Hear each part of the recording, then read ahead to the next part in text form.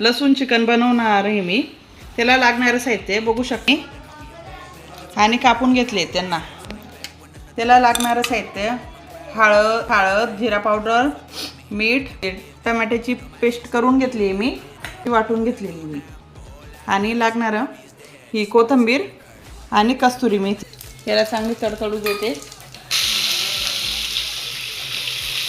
आता टाकते मी टमाट्याची पेस्ट.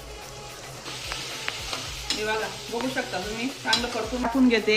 लाल तिखट, हळद.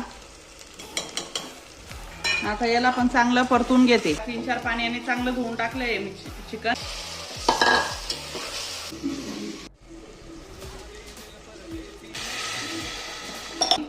मी हे 7-8 हे बघा लसूण चिकन सगळी फोडणी चिकन लावते आणि एक सिट्टी घेऊन घेते. ते बघा, बघू शकता तुम्ही. मस्त हे बघा, मस्त लसूण चिकन झालेलं आहे आपलं.